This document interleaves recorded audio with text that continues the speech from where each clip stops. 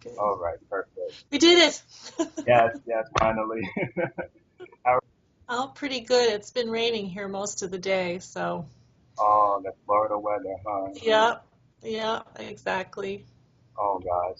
So, what would be your favorite memory about Nick Studios though? This is such a hard question because it was a very good time. So I suppose one of my favorite memories is actually with Get the Picture Mm, and the cast party that we had afterwards. cast. And yeah, and me and my prop crew had made up all these funny awards for people. We gave Marjorie Cohn, the award was called Miss Borlando because she didn't really like Orlando very much. And the unit manager, her name was Abby, I can't remember her last name, but she had actually gotten shot in the parking lot of an apartment. I think she lived there, and she was fine, but we made a gigantic purple heart for her out of styrofoam and purple glitter with a nice big ribbon around it. So there were just fun things like that. Yeah, I can only imagine. I think you guys had so much fun backstage behind the scenes because I've seen all the rap parties of you guys online. So yeah, but I want to get to know more about your art career. So how did you get started in the business of art business? Well, it actually started back in Denver, Colorado, which is where I was born, and I got involved in children's theater there, and actually was part of there were four of us, and we actually performed at the Denver Children's Museum, which was fledgling back then. It was kind of in a warehouse type of building, and it was one story, and our little black box theater was in the back room. And I think we performed once a week or something like. And then I went to set design school at University of Denver, and then moved to New York City and got my master's degree in design and art direction at NYU. So that was kind of the beginning of it all. And from there, I got connected and worked on Phantom of the Opera and Universal Studios and then Nickelodeon. Nickelodeon. So the first day you arrived at Nickelodeon, like, what do you remember doing What was that? the first day you arrived at Nickelodeon? What do you remember doing in the first Well, I remember being introduced in the art department. day? And I think there's still some people there that were there when I was first there. Met, went over to the scene shop and met all the guys over there. And then I met Charles Collum, who I think was the head of the art department then. And I remember because Get the Picture was my very first gig at Nickelodeon. So I had a phone interview with Marjorie Cohn, and she wasn't too sure about me because I come off rather reserved at the beginning. But she found out that I have a very sly sense of humor. So, and it was a very good working relationship. Marjorie Cohn, she is no longer part of Nickelodeon. She recently moved to DreamWorks Yeah. Animation, so that's really cool. Uh, Yeah, but another pilot that you worked for Nick before Gus was called Go For It. It seemed like a kind of a test subject or extreme sports show. So how did that come about? And you were the production designer, I believe. right. Well, uh, how did that come about? I don't exactly remember how it came about. I had worked with Christine Woods. Um, I think she was on Get the Picture. She was a producer. And so somebody approached her about this pilot called Go For It. And so I built a little model for it. And we set it up in the studio. It was very low tech. I think we might have had some big styrofoam rocks around just for a sense of danger, I guess.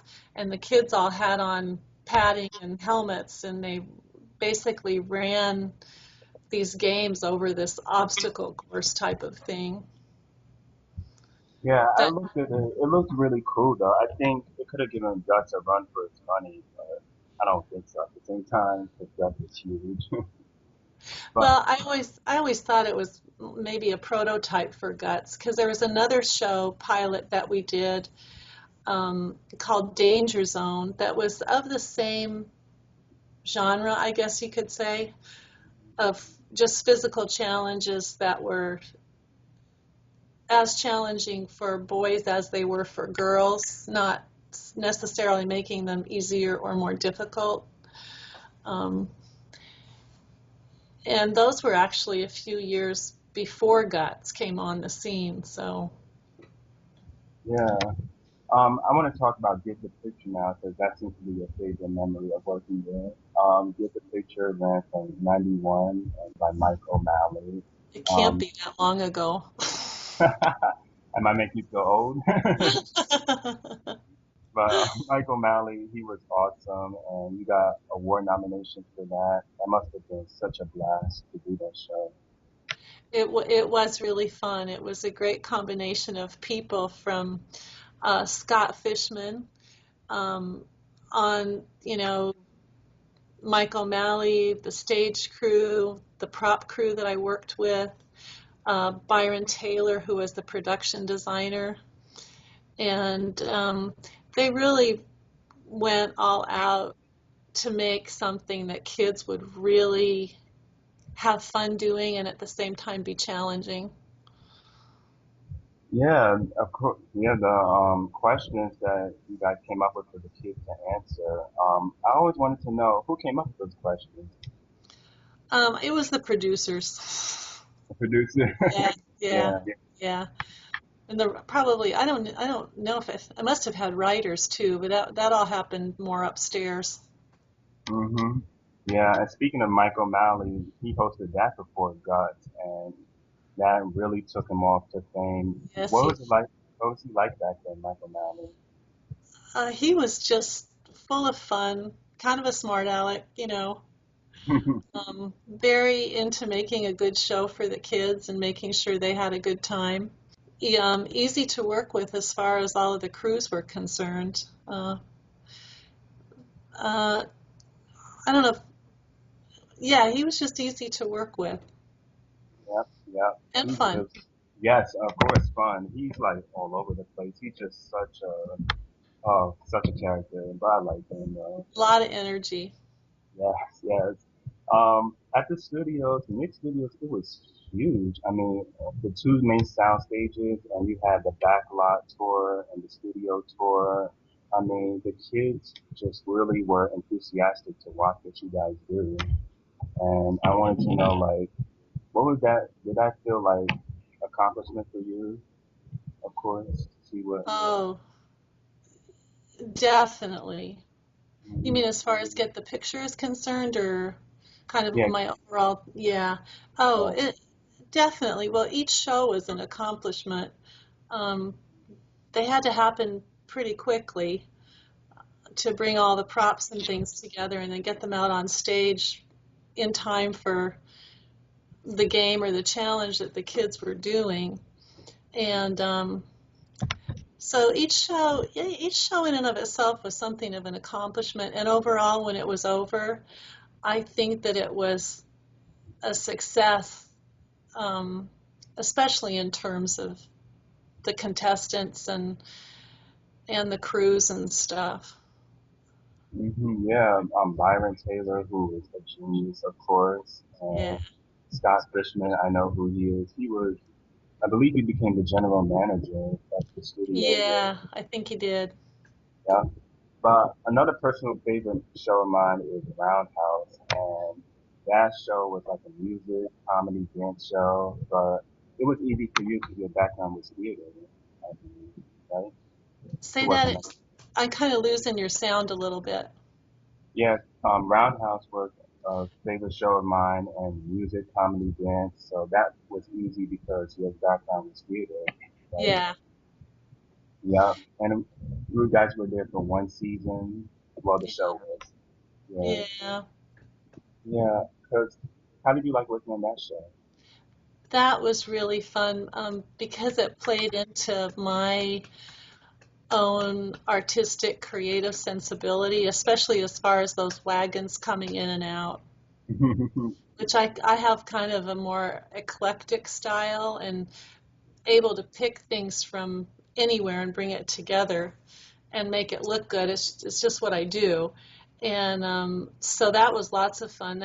Those were created just by me going through the Nick warehouse and pulling stuff off of the shelves. I think one of my favorite pieces, because it was it was fun to get, was the stop sign on one of the wagons. Because my prop crew and I went to a junkyard and actually pulled that off of a school bus, and we went to pay for it, and the cashier asked, oh, I thought you were getting the whole school bus. The stop sign. I do remember the stop sign, the wagon always coming through. Yeah, that was the highlight about the show. I talked to Rita Sheffield Hester, the co-creator of the show, and Oh, she said she loved being at the studio with you all. She says that it was just magic the way you all work together. yeah, it was. She has a great spirit. She was great to be around. She's very creative. All those creative producers were really, really great to Yeah, work with. yeah, and Roundhouse stayed in Florida for one season, then moved to LA. Was there Yeah. ever any talk about it staying there at all? Say that again. Was there ever any talk about Roundhouse staying in Florida again? Oh, yeah, yeah. I mean, we all wanted it to stay, of course. Hmm. For us, it meant moving to LA. For the producers, it meant going home. So, and at that time, um, I was getting ready to become a mom. And so going to Los Angeles wasn't really in the cards for me at that time, although I would have loved to have gone. Yeah, yeah. After Roundhouse, Double Dare, Celebrity Double Dare, and you did a special for that with NBA players. Please explain that because Double Dare is such an iconic show. Yeah, this is all so long ago. That was great. Christine Woods was the producer, and we would sit up in her office and brainstorm crazy games to play. Um, and then we would try them out. We would try them out with the crews, and if it worked with the crew, then we put it in the show. It was great being there. I think that the two NBA players were Larry Bird and Rick Barry, and they were really fun to work with. They were amazing. And, in the way that Nickelodeon and those types of shows that call for a lot of props and things, it's a different kind of production than um, I think is quote unquote normal, because it's a lot of little things that you have to pull together and then kind of weave it all into one thing that makes some kind of sense. But it was just something that I was asked to do with Christine, and we did it Yep, along yep, with all the other guys. yep. You got to meet Mark Summers, of course. Yes, yeah. I didn't get to know him too well, but of course he's like the game show host, I mean, he's just one of those guys that was always around Nickelodeon, um, on different shows and things. And again, a lot of energy, a lot of fun, a lot of rapport with the audiences. Yeah, yeah.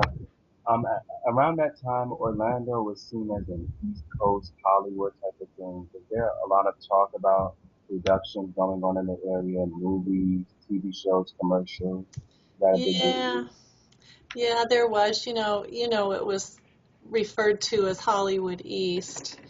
and it just really didn't happen. There are a lot of people pulling for it, and politicians, businessmen, of course, production people wanted it to happen because it would mean more work here in Florida. So, Never quite took off. no, never did. I think it's because it's too humid, but that's just my Yeah, opinion.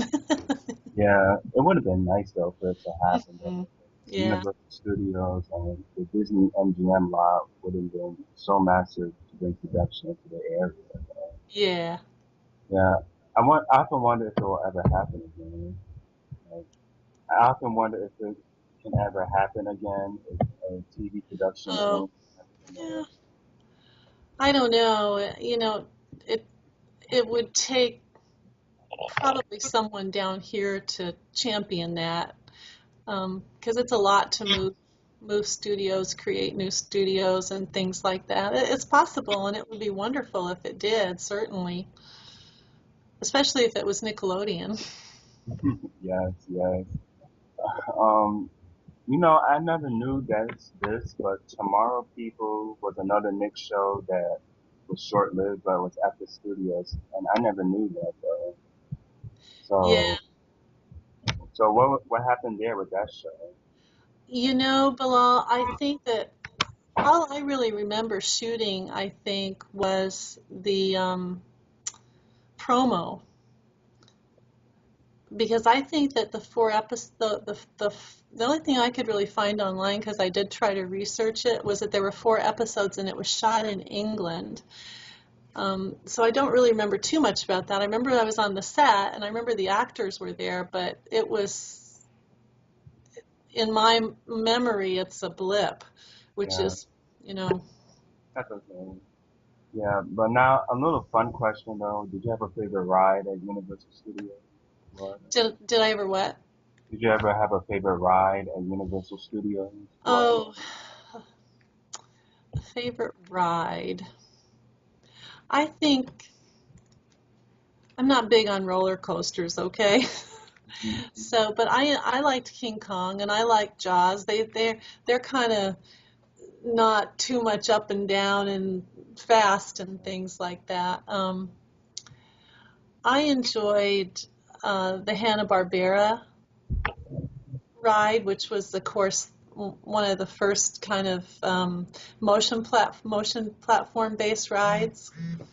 That was fun. Yeah, Those three rides. And sadly, they're not there anymore. Though, so. yeah, I know, I know.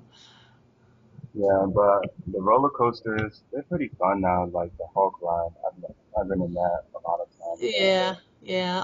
The people look like they're having fun as I'm looking up at them from the ground, but Yeah, so that's a no-no for you then. yeah, it just, yeah. Yeah. But have you ever been slimed? I was never actually slimed myself, No. but Oh. I did get to go through the gack kitchen and taste the gack and see how all that's made. Hmm. So It's that never, was fun. it's never too late though. I know, right? I better check outside my front door next time I go out. Yes, of course. But I looked at an article online about the Art After Dark program. Do you remember that specifically? I do. That was at the Orlando Art Museum, Hmm. and so I don't know who called me, but there was another pilot called Humongous, which was kind of the main character, kind of a, I guess you could say it was kind of a Wizard of Oz kind of character, um, kind of lived at the center of the earth, and it was, I think, kind of like a treasure hunt obstacle course kind of thing. So, and I had built a model because we were trying to figure out how to shoot it because we wanted it to seem like the kids were moving through an underground cave of some kind. So I had taken that with me, and then when I got there, there were other speakers. There were some filmmakers and directors um, that were based locally. So, and it was really neat. It was kind of question and answer thing, I presented some clips from Roundhouse and the Double Dare special that you mentioned, and Get the Picture, and talked about what art directors do, basically. So, Yeah, I think the kids, they must have had fun looking at that because Nick was huge at the time. yes, it was. Yeah. Mhm. Yeah. Two more questions, but what do you think was the best thing about Nickelodeon Studios, in your opinion? Um, well, I think the best thing was that it was a venue um, that was about kids and about adults being kids again and kind of having a common ground with that youthfulness that's in everybody, really. So Yeah, that for me was the best thing about it. yeah, it was a combination of you guys, the Florida people, just coming together and creating quality television for kids. I think that's what we all love about it. Yeah, yeah. And would you like to see it reopen? Do you think it should come back? Oh, I think it would be great. Mhm. I think it would be great. Definitely. Yeah, there's so many people who wanted that, and I'm like, wow, this place is huge. I mean, it was kind of a mistake for Nickelodeon just to get rid of it, I think. So let's Yeah, just hope. I don't know what takes place in those two sound stages anymore. Yeah. Oh, Blue Man Group hoses it now, and Soundstage Um, 18. Yeah. But yeah, I think Nick Studios was really the world's first headquarters for kids. That's what it was nicknamed. So it would be just great to kids today to experience what it was like back then. yeah. Yes. But while I finally recorded an interview. It's all done now. So don't hate me now. Don't bash me. Oh, So no, no. yeah, but Diane, thank you so much for doing this again. You are welcome, Bilal. And I haven't forgotten to look for pictures, so I will do what I can to get a few things emailed to you in the next couple weeks, okay? Okay, that's perfect. All All right. right. All I'll right. see you. Take care. You too. Bye-bye. Bye.